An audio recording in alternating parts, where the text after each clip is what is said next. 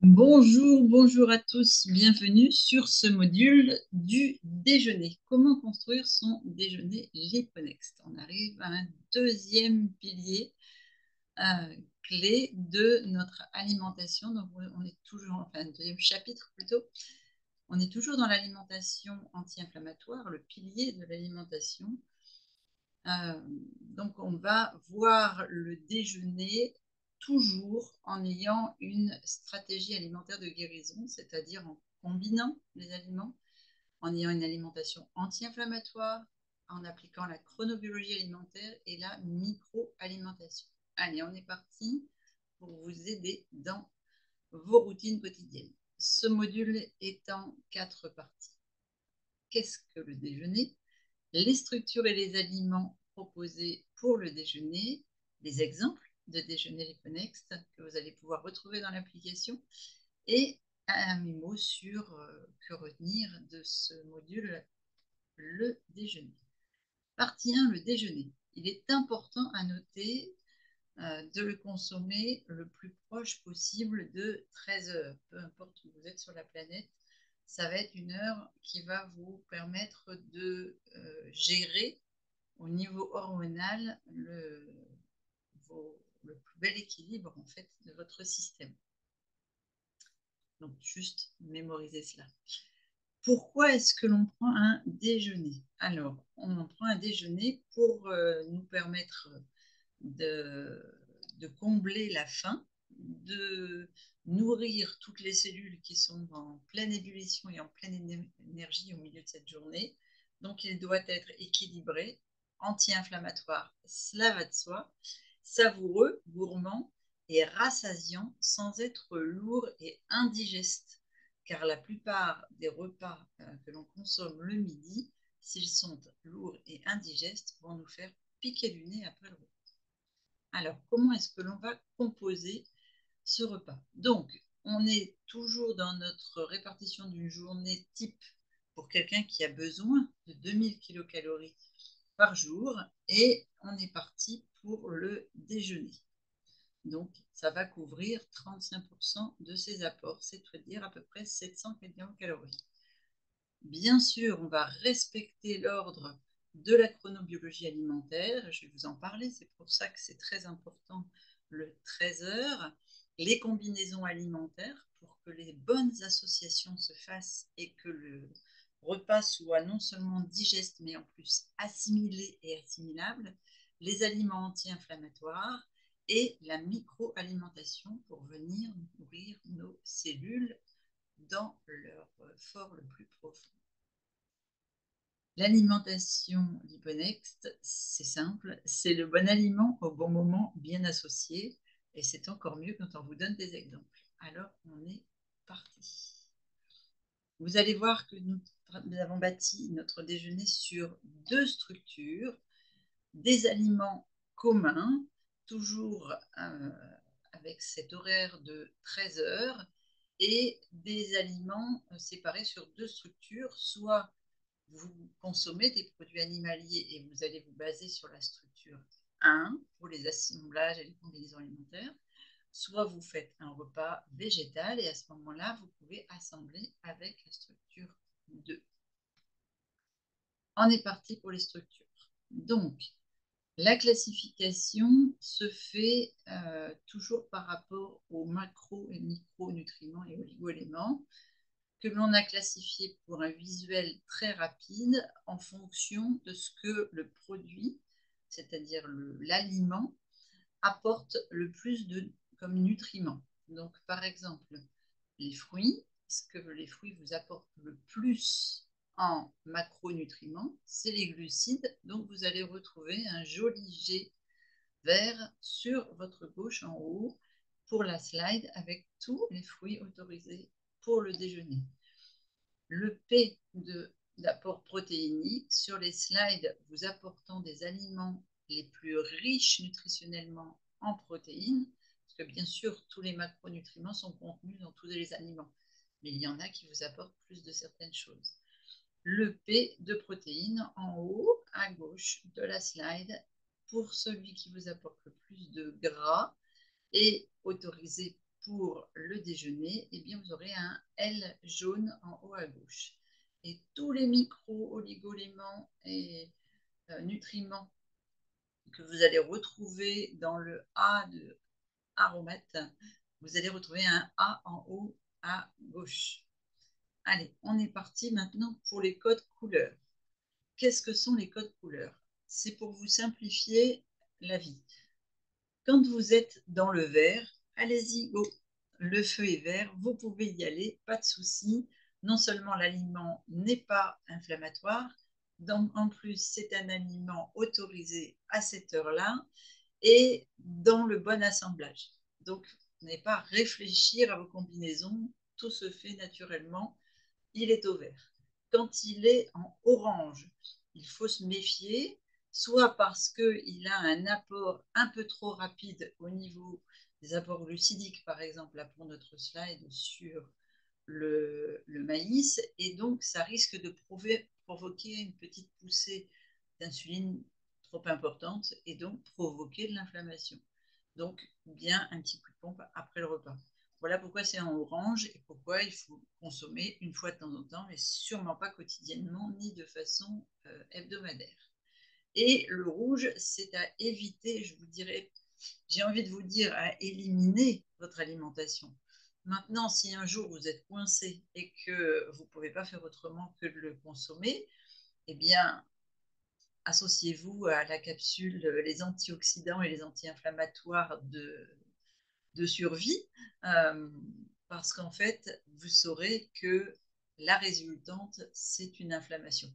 Donc, des douleurs. Après, si vous avez envie de vous offrir une flambée, chacun son choix. Les structures. Donc, on a deux types de structures qui nous permettent de faire les bonnes combinaisons alimentaires, les bonnes associations pour éviter les interactions des aliments non désirables. La structure 1 avec tous les produits animaliers, la structure 2 avec tous les produits végétaux. On est parti. Donc, l'importance du déjeuner et de 13 heures, c'est qu'à partir de 13 heures, on peut consommer des fruits, on peut consommer du sucré. Vous allez voir le gros avantage du déjeuner, je dirais. Gros avantage du déjeuner, c'est que le dessert, il est obligatoire. On va aborder dans ce module un sujet qui intéressera bon nombre d'entre vous, les desserts. Il circule de nombreuses idées fausses sur le sujet des desserts, en tout cas sur le sujet des glucides et des produits sucrants. Si on respecte les principes de la chronobiologie alimentaire, il est recommandé d'inclure un dessert sucré à base donc de sucre ou de glucides plus rapides que tous ceux qu'on a pu voir jusqu'à présent, après le déjeuner ou avant le déjeuner, selon l'heure à laquelle on consomme, en tout cas après 13 heures, donc après le repas de midi. Ce dessert, je dirais, revêt une importance particulière l'après-midi, donc l'après 13 heures, parce qu'il va alimenter ce que l'on appelle les mitochondries. Donc, je vous en ai déjà parlé dans les modules précédents. Et les mitochondries, c'est les centrales énergétiques de nos cellules qui fonctionnent à plein régime entre 13 heures et 19 heures. Donc, les glucides que nous consommons après le repas de midi, le sucre, va être transformé et utilisé par les mitochondries, en particulier celles qui sont présentes dans le cerveau. Donc, on a besoin d'un deuxième coup de boost pour attaquer notre deuxième moitié de journée. C'est pour ça que entre 16 et 18 heures, en général, les personnes qui ne prennent pas de produits sucrés au repas de midi vont ressentir, ou bien qui n'ont pas d'encas l'après-midi, vont ressentir ce que l'on appelle une hypoglycémie, c'est-à-dire un petit coup de pompe, un petit coup de mou, voire même parfois se sentir mal, et ressentir le besoin de consommer du sucre, tout simplement parce que le cerveau en envoie l'ordre. Et dans ce chapitre, dans ce module, je vais dissiper complètement les idées reçues sur les desserts et vous donner des exemples très concrets de desserts sains. Et on va explorer ensemble, si vous voulez, les alternatives aux produits laitiers. Et on va découvrir comment profiter de délicieux desserts tout en prenant soin de votre santé. Ça vous tente? Donc, la première chose à savoir, c'est que vous pouvez consommer des fruits en crudité. L'important ici, c'est d'avoir une alimentation qui soit crue dans un premier temps pour démarrer le repas, pour démarrer le déjeuner. Lorsque votre déjeuner, et hop là, lorsque votre déjeuner, lors de votre déjeuner, pardon, je dirais qu'il est recommandé de consommer des légumes crus à chaque fois que vous passez à table. Donc, vous allez pouvoir varier quotidiennement pour avoir une plus grande diversification. Et les légumes crus vont être la base informative au niveau de votre cerveau et donc après au niveau hormonal, au niveau enzymatique de la prédigestion de votre alimentation pour dire à votre corps que vous allez lui mettre des aliments et non pas des intrus. Et là, vous avez deux types de crudités. Les crudités légumes, les crudités fruits. Donc, soit vous consommez un fruit avant de démarrer votre repas, soit le dessert est obligatoire. Ok? Allez, on est parti pour les explications. Dans les crudités, vous avez le droit à tous les fruits, tous les légumes autorisés lors de ce déjeuner. Vous pourrez regarder le document juste dessous pour vérifier tout ce que vous avez le droit. Il y en a 2 pages et à mon avis, la liste n'est pas exhaustive. Il en existe sûrement bien d'autres. Ensuite, vous avez le droit à tous les fruits. Vérifiez cependant les fruits comme les agrumes qui sont en orange. Je vais vous expliquer pourquoi. Juste après, on va refaire une slide uniquement sur les agrumes. Et puis, vous avez des fruits qui sont en mauve. Alors, je n'ai pas donné le code couleur mauve volontairement parce que ça ne s'applique pas à tous les modules, ça ne s'applique uniquement au module déjeuner. Ce sont ce qu'on appelle des fruits à pépins. Donc, vous avez encore ici la clémentine, la mandarine, l'orange, le pamplemousse, le pomelo pour les fruits, pour les agrumes. Et on vient tout de suite dessus. Par contre, en produits, enfin en fruits à pépins, donc on a vu ici le coin, le kaki. Vous avez aussi le nashi, qui est un mélange entre une poire et une pomme au niveau du goût. C'est un fruit japonais. Ici, le physalis, la poire, la pomme. Voilà, on a fait le tour des fruits à pépins. Pourquoi est-ce qu'on vous a extrait les agrumes? Alors, c'est toutes les agrumes. Elles ne sont pas au complet. Ici, la slide est très exhaustive parce qu'il existe une multitude de variétés de citron, une multitude de variétés de mandarines ou de clémentines. Enfin bref, les agrumes, c'est une slide à part entière. Vous pouvez consommer des agrumes en démarrage de repas. Ce qu'il est important, c'est de vérifier que vous les consommiez bien, soit pendant l'apéritif, par exemple, soit pendant la préparation du repas, pour avoir vraiment une assimilation de 20 minutes entre la mastication et ce que vous allez mettre ensuite dans votre repas. Pourquoi? Parce que l'acidité du fruit va venir contrebalancer avec l'acidité de votre estomac et faire ainsi un pansement basique. Mais pour pouvoir digérer la suite de votre repas, il est important que l'acidité remonte. un petit peu avant d'introduire d'autres aliments. C'est pour ça que c'est important d'avoir cet écart. Sinon, vous allez avoir du mal à assimiler le reste. Les crudités.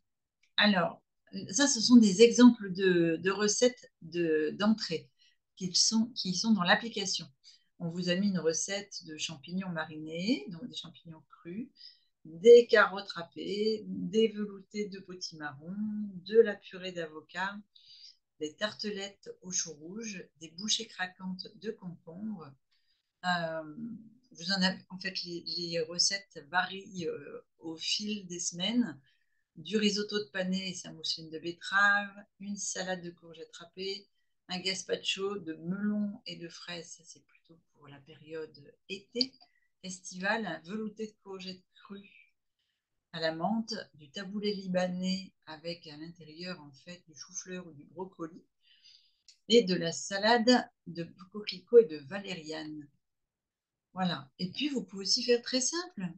C'est-à-dire que vous épluchez une carotte, vous la coupez en bâtonnets, ça vous fait une carotte, un concombre, une belle poignée de radis, peu importe, des tomates, des poivrons, peu importe le légume que vous avez envie. Si vous voulez faire un monolégume en entrée, vous n'êtes pas obligé de concocter une recette. Et vous pouvez aussi faire très simple au niveau des fruits. Une salade de fraises, une part de melon, une part de pastèque, une belle grappe de raisin, une demi-mangue, un ou deux kiwis. Voilà, vous avez le choix dans vos entrées. Ça, ce sont les aliments communs. Ce qu'il est important de respecter, c'est le cru et le fruit avant d'entrer, avant de démarrer.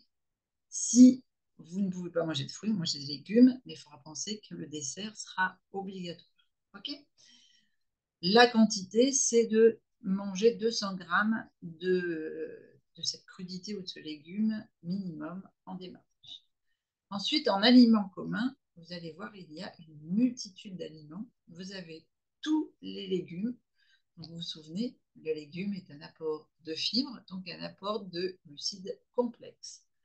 Vous pouvez tous les manger cuits. On vient de les voir crus, mais là, dans votre repas, vous pouvez tous les manger cuits. Préférez les vapeurs douces, préférez les cuissons douces, euh, parce que plus vous allez cuire votre aliment, plus il va perdre de ses vertus et de ses valeurs nutritives, notamment en micronutrition. Donc, préférez-les vraiment al dente. En plus, elles perdent du goût. C'est dommage. Voilà, encore d'autres aliments. Ils sont tous autorisés le midi. Vous pouvez y aller comme vous le souhaitez. J'aime bien dire que pour varier les plaisirs, sur 7 jours d'alimentation, il est important de consommer une trentaine de variétés différentes d'aliments. Voilà. Si vous avez une trentaine d'aliments dans votre frigo, ça va vous faire un équilibre parfait pour la semaine. Les salades sont toutes autorisées au déjeuner. Vous pouvez y aller sans souci. Oups, j'ai passé un peu vite. Les champignons cuits ou crus. Alors, crus, méfiez-vous, il n'y en a que certains qui peuvent se consommer crus. Et vous pouvez les consommer seulement si vous faites par exemple, une marinade avec. Regardez les recettes de l'appli, vous allez vous régaler. Les champignons avec une petite étoile sont des champignons qui vont donner cette umami dans la recette. C'est des aliments qui ont une vertu supplémentaire gustative. Et vous avez des aliments que vous ne consommez peut-être, vous ne connaissez peut-être pas sous la forme crue, comme la langue de bœuf, qui, une fois cuite et pochée, pour les amateurs de viande de volaille, eh bien, ça a un goût de poulet. Voilà. Et puis, l'oreille de Judas, je crois que c'est à peu près les seuls champignons qui sont un peu extraordinaires. Je peux vous parler de la veste de loup aussi. L'oreille de Judas, vous savez, c'est les champignons noirs que l'on voit dans les recettes asiatiques. Les personnes qui sont amatrices tout ce qui est un petit peu cartilagineux, gélatineux, vous allez adorer les oreilles de Judas. Elles se mangent crues, toutes fraîches, comme ça, quand vous les ramassez en forêt, mais elles se font aussi cuire, et puis vous avez je vous dis exactement comme les champignons noirs. Enfin, ce sont les champignons noirs que vous trouvez dans les plats asiatiques. La veste de loup, quand vous la ramassez toute jeune, toute fraîche, toute blanche en forêt, elle se croque comme ça, elle a un bon goût de champignon de forêt, un peu comme le coprin. Et puis, quand elle commence à être... Alors, il faut absolument la ramasser avant qu'elle soit pleine de spores, c'est-à-dire quand on l'écrase, pouf, ça fait un petit nuage, comme quand on était enfant en forêt, on s'amusait à ça. Là, elle n'est plus consommable. Il n'y a plus de chair, il n'y a plus que des petites graines pour qu'elle se reproduise. Par contre, quand elle n'est plus très tendre, très jeune et très ferme, eh bien, vous pouvez la faire cuire. Les graminées. Les graminées, là, vous avez un choix commun aux deux structures assez vastes, comme le fonio, le quinoa, donc toutes les couleurs de quinoa, le sarrasin, le teff, à condition de les cuire à la vapeur ou à l'eau, comme vous le souhaitez, pas plus de 5 minutes. Pourquoi? Parce que vous allez garder leur vertu protéinée, et je vais vous donner un truc pour que ce soit plus digeste et assimilable. Faites-les tremper. Vous les faites tremper toute une nuit, par exemple, ou bien 24 heures, 48 heures, si vous changez l'eau. Et vous allez voir qu'elles vont développer d'abord un plus fort taux de protéines assimilable, et ensuite elles vont développer une enzyme en fait de pré-digestion. Ce qui fait que quand vous allez les cuire, elles vont être très très tendres. Pourquoi pas plus de 5 minutes? Parce qu'après, sinon, vous basculez, vous avez une biochimie à l'intérieur de la graminée qui fait qu'au lieu d'avoir un plus fort apport en protéines comme l'on souhaite ici, au déjeuner, ça va avoir un plus fort apport glucidique. Donc, respectez bien les temps de cuisson. Ensuite, toutes les protéines vertes, donc ça c'est que de la structure 2 quelque part, hein. Si vous apportez la protéine verte dans votre repas du midi, ne basculez pas sur la protéine, sur la structure 1, c'est un peu inutile. Vous aurez suffisamment de protéines avec tout ce qu'on vous propose ici. Le mouffu, c'est un peu comme un tofu, j'ai envie de dire. Le mouffu, c'est à base de graines de chanvre, et en fait, c'est un fromage, puisque le tofu est un fromage de soja. Là, vous avez un fromage de graines de chanvre. Le kofu est un fromage de soja, de pois chiches. Le natto, ce sont des graines de soja qui ont été cuites. Je vais mettre des guillemets parce que c'est exactement le même processus de transformation que lorsque l'on fait de la lactofermentation ou lorsque l'on fait euh, de la marinade. Donc en fait, on ajoute aux graines de soja qui ont germé un champignon, et ça va transformer la graine de soja un peu comme si vous avez déjà mangé de la fondue savoyarde, vous savez, c'est très, très fromager, très, très filandreux comme du fromage fondu. Le net base, c'est de la crème de noix. Ça, c'est quelque chose que l'on fait facilement à la maison, mais qui peut s'acheter aussi.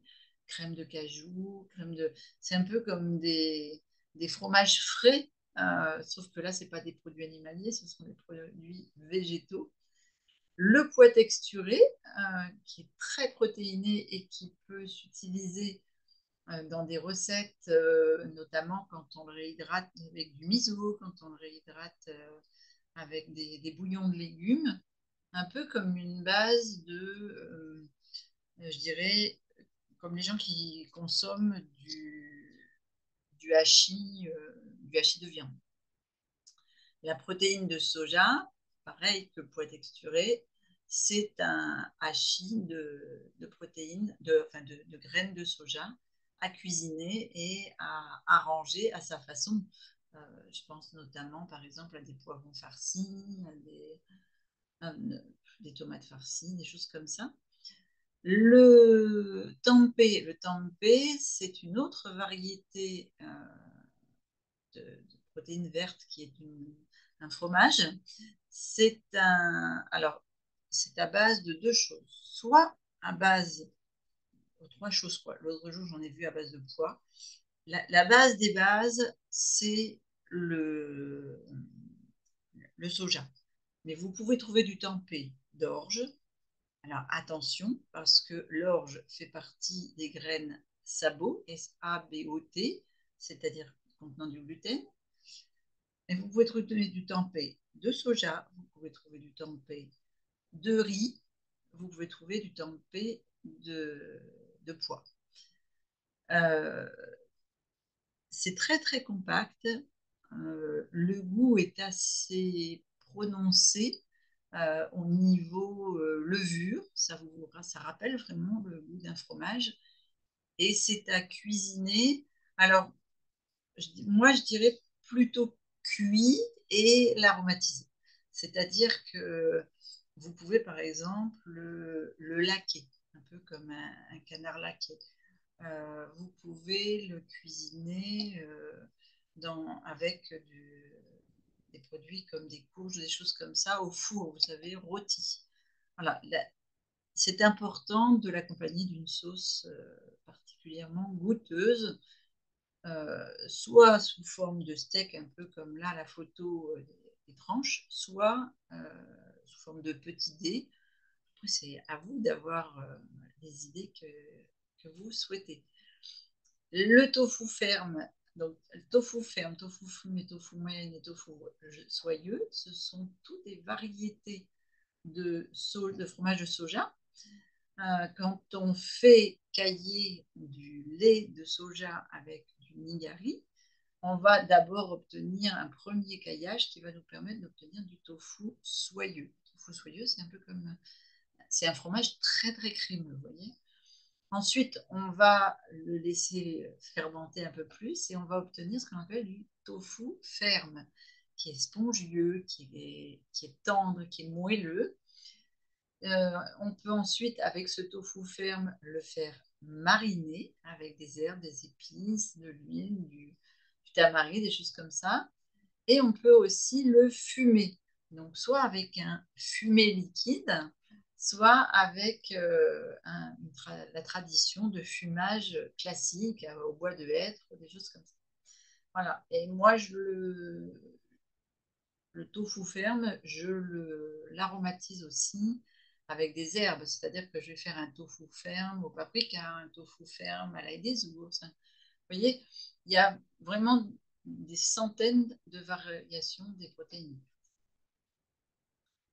Vous avez ensuite toutes les protéines contenues dans les légumineuses. Lorsque vos légumineuses ont été pré-trempées, c'est-à-dire que c'est la légumineuse sèche que vous faites tremper dans plusieurs eaux, vous changez l'eau toutes les 12 heures à peu près, eh bien, vous allez avoir une germination, ce qu'on appelle une revivification de vos légumineuses.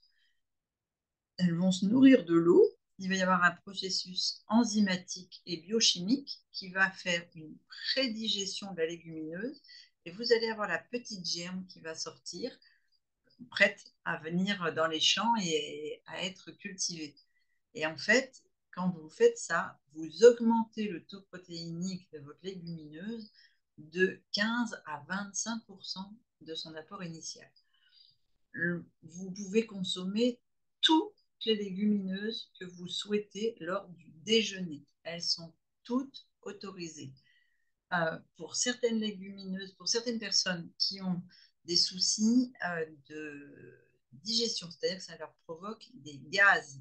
Sachez que ce n'est pas la légumineuse elle-même qui provoque les gaz, mais l'enveloppe contenue au-dessus de la légumineuse, qui, si ce n'est pas préalablement trempée, ne va pas être dissoute.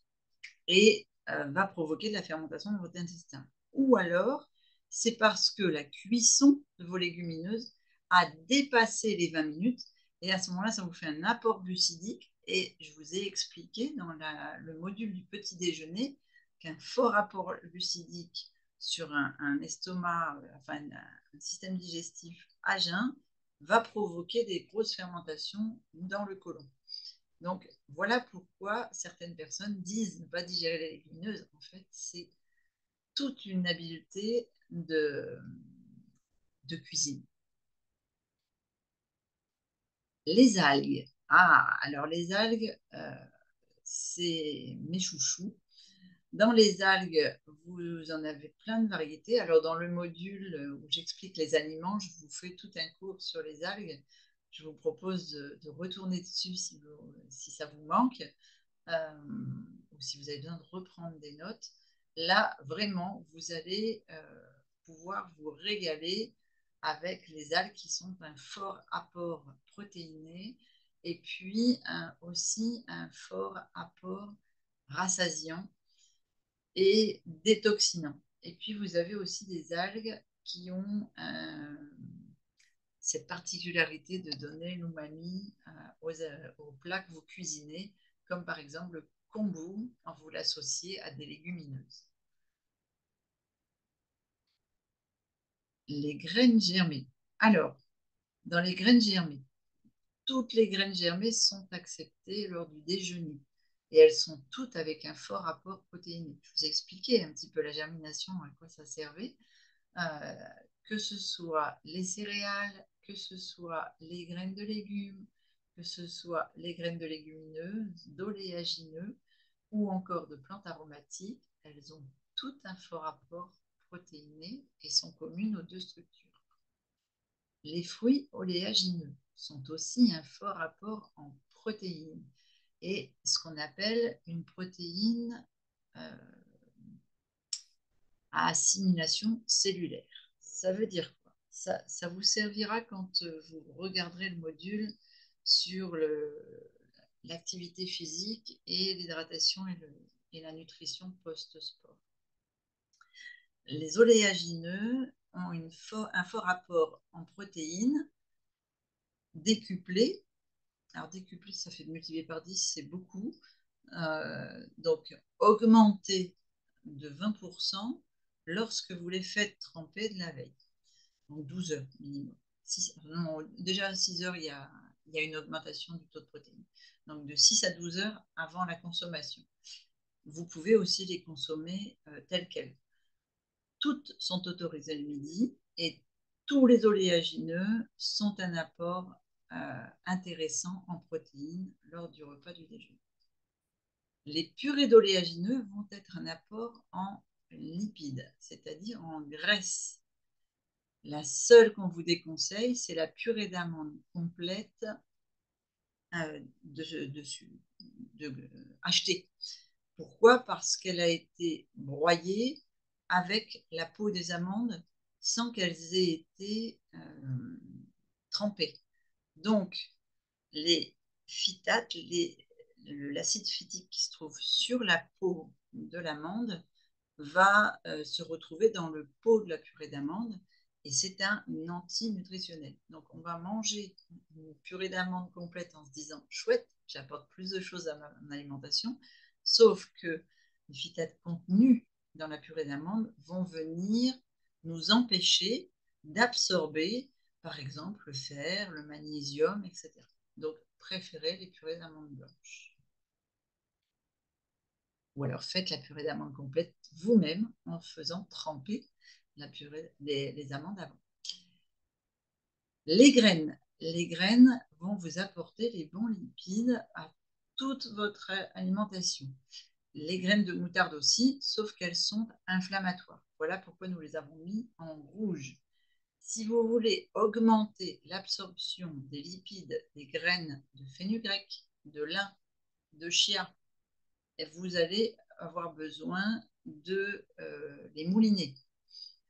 Si vous voulez vous servir des graines de lin, des graines de chia, des graines de plantain comme un peu comme un blanc d'œuf, vous savez, pour faire du mucilage, pour faire un coagulant dans votre recette, vous aurez besoin de de les mouiller un petit peu avant. Et puis, la graine de sésame a un fort potentiel calcique, c'est-à-dire qu'elle contient beaucoup de calcium, mais c'est pareil, vous avez besoin de la moudre si vous voulez bien absorber le calcium. Voilà pour les apports des graines. Ensuite, pour tout ce qui est aromates, donc tout ce qui est apport en micronutrition et oligo-éléments, etc., toutes les herbes aromatiques sont autorisées. Elles vont bien sûr vous faire des apports de fibres, beaucoup de parfums, beaucoup de texture à vos salades, on aurait presque pu mettre des petites étoiles pour l'umami pour chacune d'entre elles. C'est très important de les mettre à quasiment chacun de vos plats, parce qu'en plus, elles vont vous permettre de fixer tout ce qui est fer, magnésium, etc., tout ce qui est oligo-éléments et micronutrition. Les seules herbes, épices, aromates que l'on a mis en orange, c'est parce qu'ils correspondent à une acidification de votre organisme et donc à un risque inflammatoire. Donc voilà pourquoi nous les avons mis en orange. Et là, vous voyez, dans le déjeuner, toutes sont autorisées.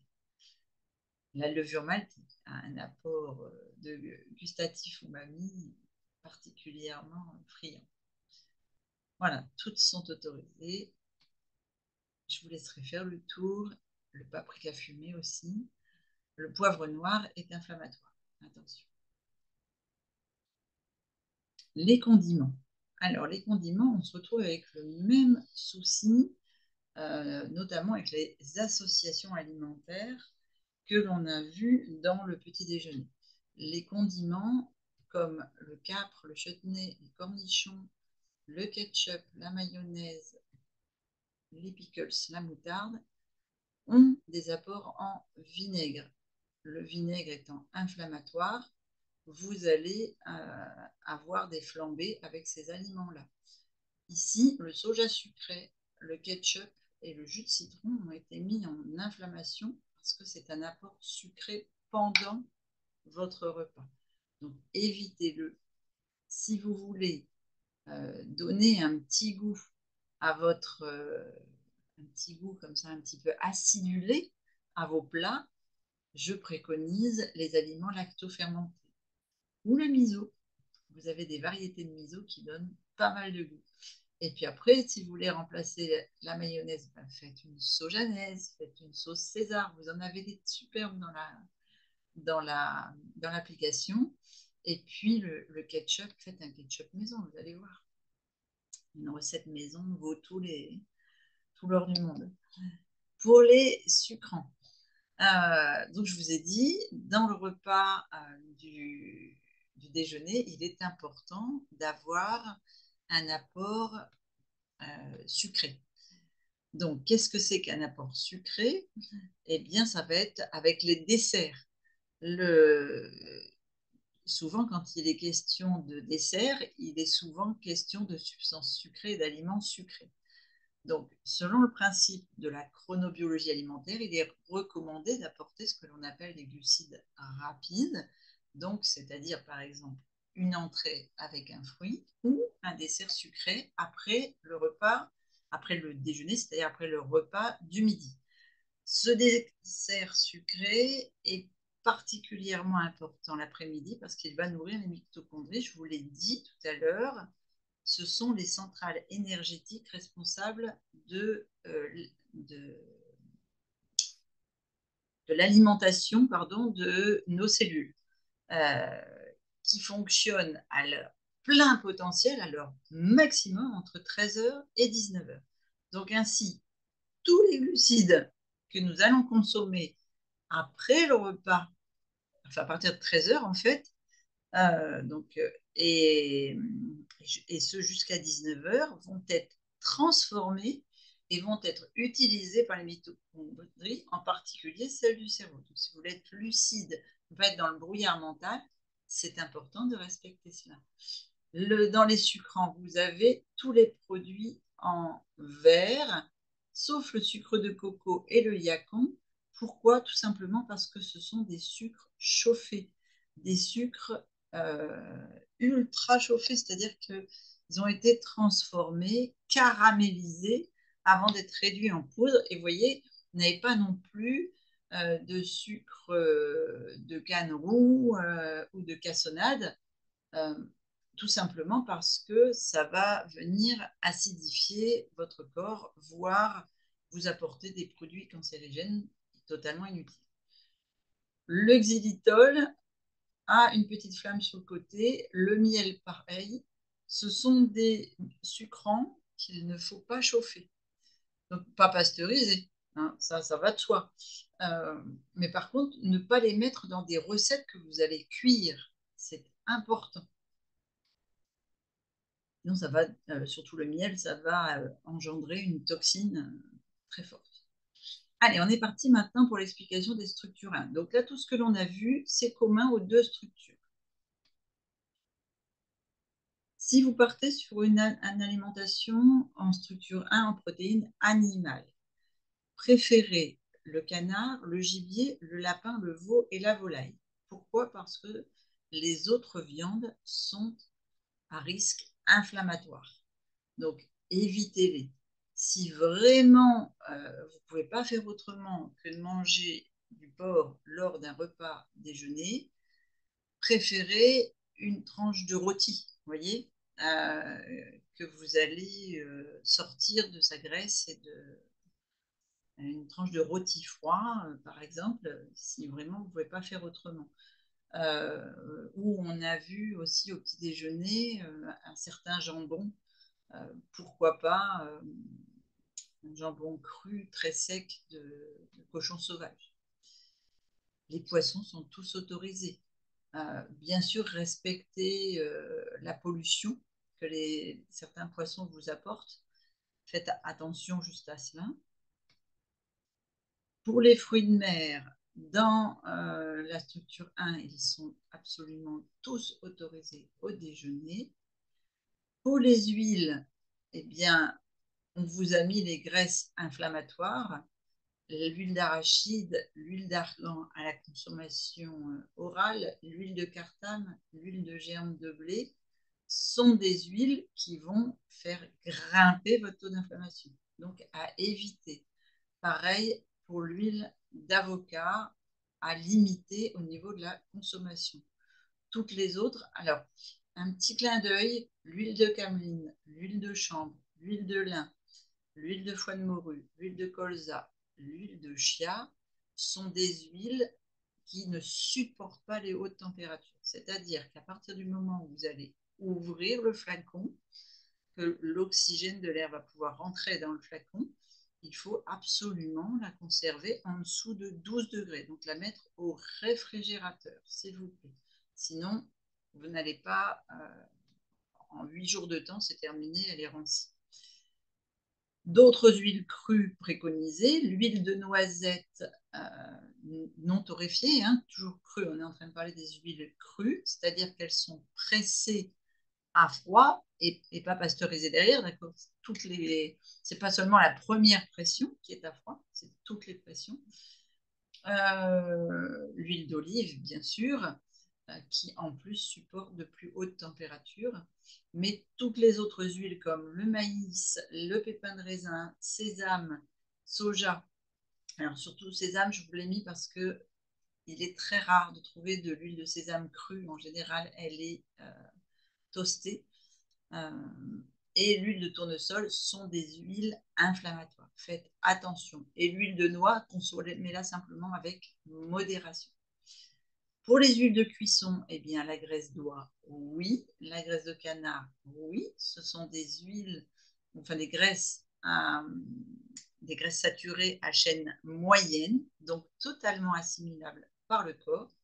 L'huile de coco, elle supporte de très fortes températures, jusqu'à 240 degrés. Et l'huile d'olive va jusqu'à des 180 degrés. Donc c'est pareil pour l'huile de cuisson, c'est parfait. Maintenant, je vais vous orienter plutôt sur des cuissons douces. Donc, mettez vos huiles à la fin de la cuisson, vous verrez, ce sera nettement plus bénéfique. au niveau des produits laitiers. Donc, je pense notamment, par exemple, si vous voulez faire une sauce crème ou des choses comme ça, préférez les produits laitiers végétaux, si possible fait maison. Si vous ne pouvez pas, ce n'est pas grave. Mais en tout cas, sur la structure 1, avec les produits animaliers, surtout pas de laitage végétaux à base de céréales, d'accord? Ni de graminées, puisqu'ils sont fortement chauffés pour en extraire une crème.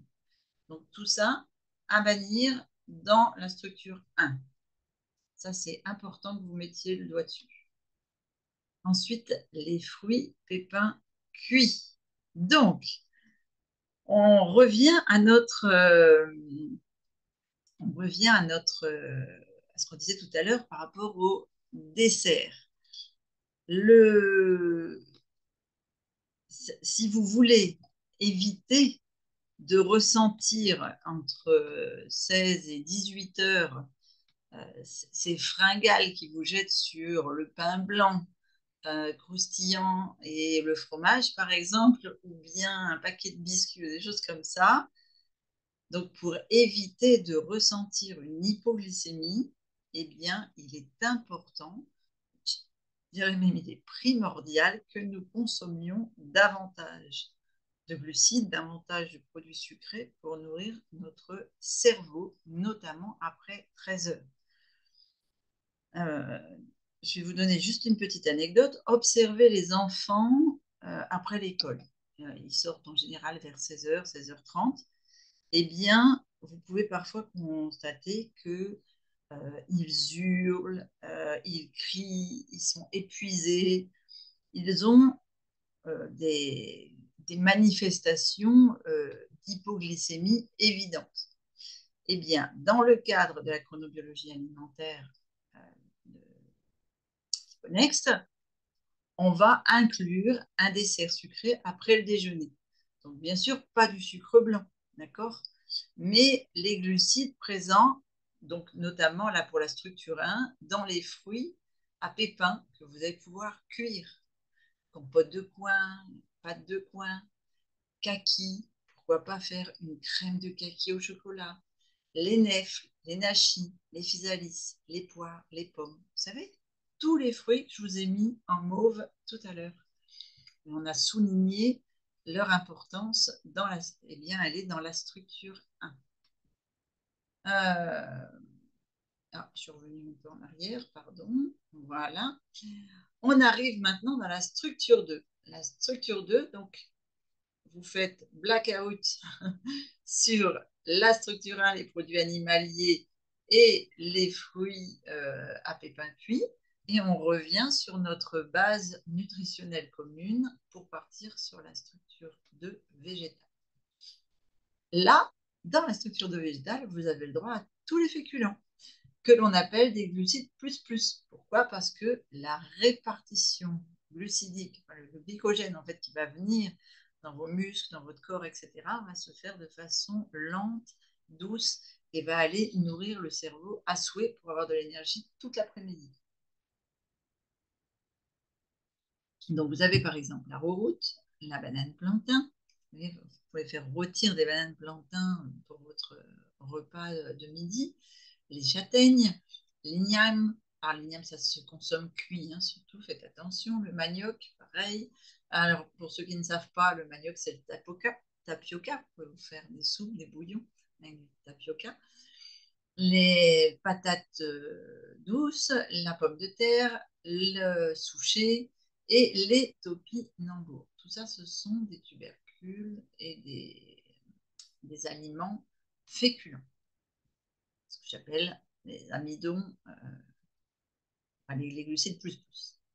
Les graminées, quand vous faites cuire vos graminées au-delà de 5-10 minutes, qu'elles ne sont plus al dente, vous allez vous retrouver avec des glucides, un apport en glycogène dans votre corps plus important. Ça bascule des protéines au glycogène, c'est ce que je vous expliquais tout à l'heure. Là, vous avez le fonio, le quinoa sur toutes les couleurs, le riz basmati. Attention au riz blanc qui est très inflammatoire.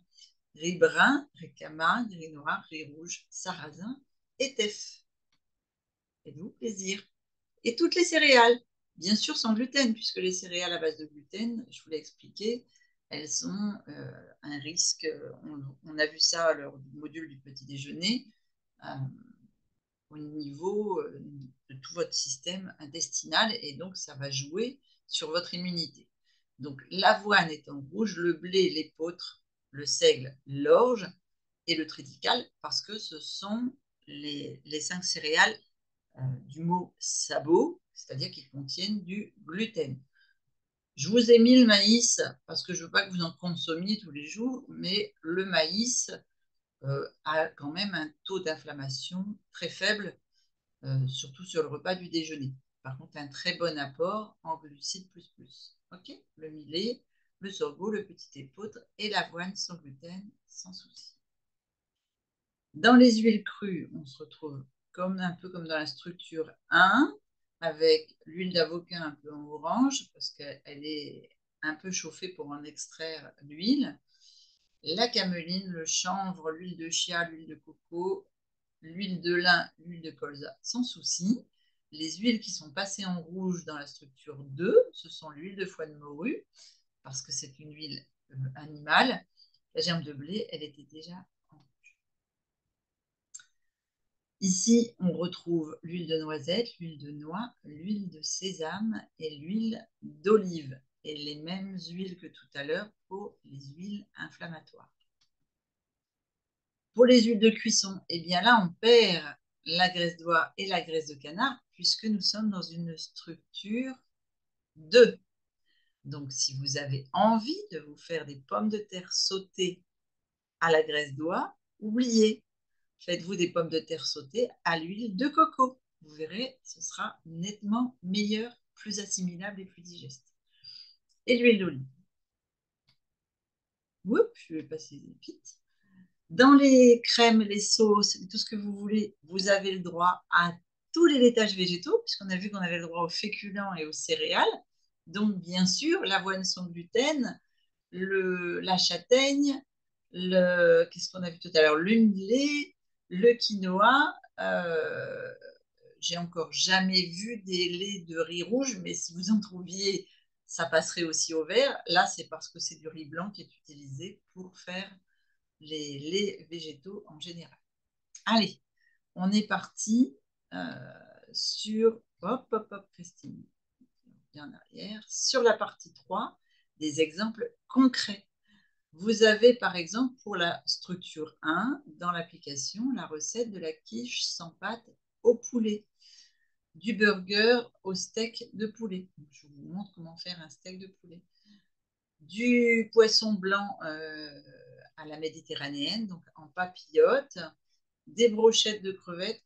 Alors, vous vous doutez que je ne suis pas pro aluminium, sauf que comme je ne consomme pas du tout de poisson blanc, il a fallu que je recherche une photo sur Internet. Et je n'ai pas trouvé de recette de poisson blanc en papillote sans riz. Et vous savez maintenant qu'on ne peut pas assimiler dans la structure 1 le riz avec la protéine animale. Ou en tout cas avec jus de citron. Si on met jus de citron et poisson, on ne va pas y mettre du riz. D'accord? La salade de poulet à la mexicaine, les papillotes de poisson avec plein de petits légumes et les brochettes de crevettes. Pour les desserts en structure 1, vous avez des pommes rôties au four avec des noix, vous avez de la pâte de coin, vous avez des recettes de crème, de ce qu'on appelle le pudding de chien avec du miel et des noix, vous avez des poires pochées aux épices, vous avez de la compotée de kaki, vous avez aussi la crème de kaki au chocolat, un flan, exactement un flan au chocolat, la poire pochée au vin. Dans la structure 2, les galettes de sarrasin aux légumes, les burgers végés avec la fabrication des burgers. Là, je vous propose de venir sur l'Instagram Liponext. Je vous ai fait des recettes de burgers instant qui sont en ligne.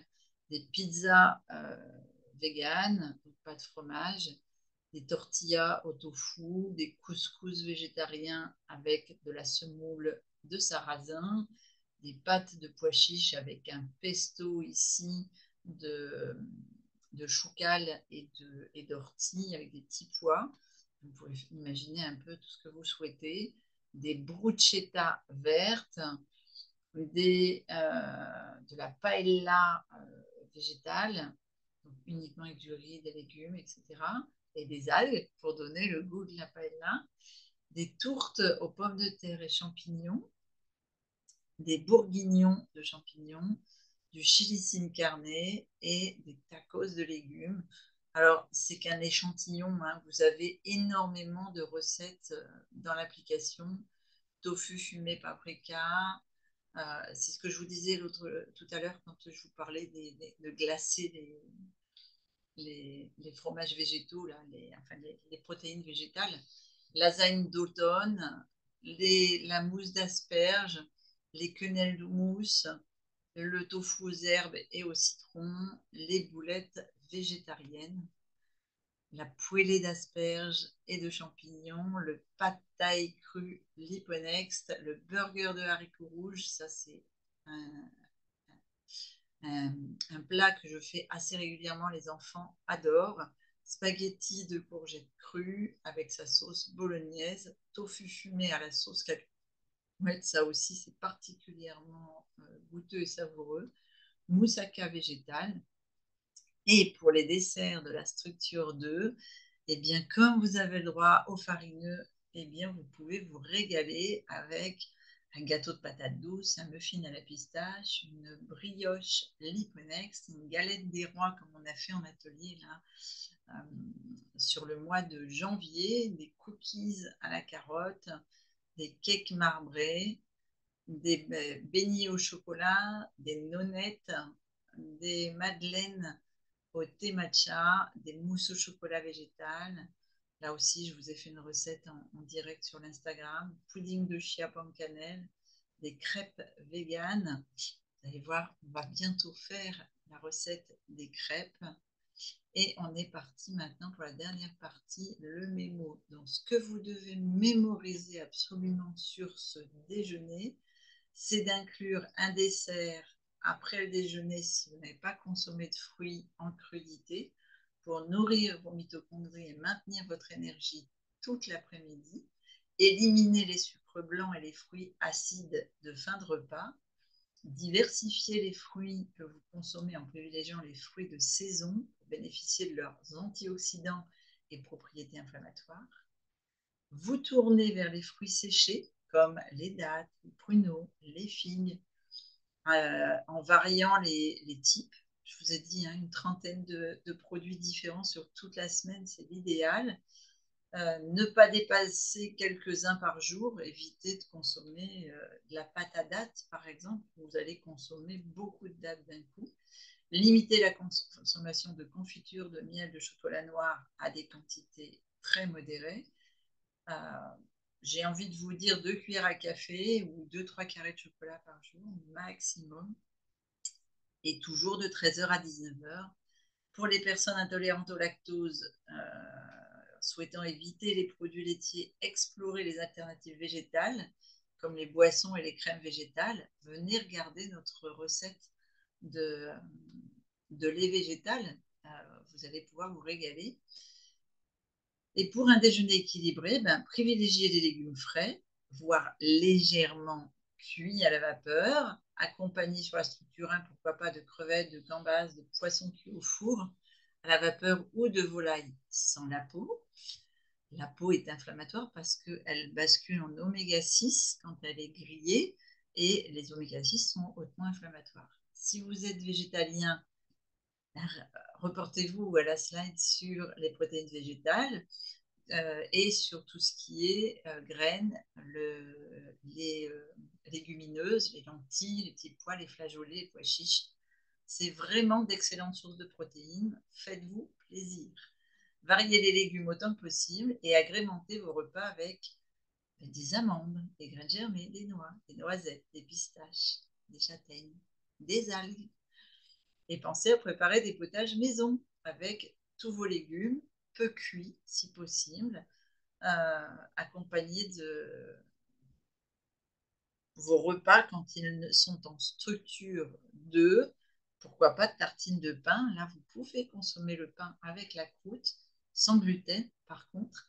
Évitez les aliments tels que les produits laitiers animaliers, la junk food, les viandes, la charcuterie, les margarines, les minérines et les poissons gras et les alcools. Voilà, je vous remercie d'avoir été patient et de m'avoir écouté jusqu'au bout. Je vous souhaite une excellente continuation et je vous retrouve dans le prochain module. Ciao!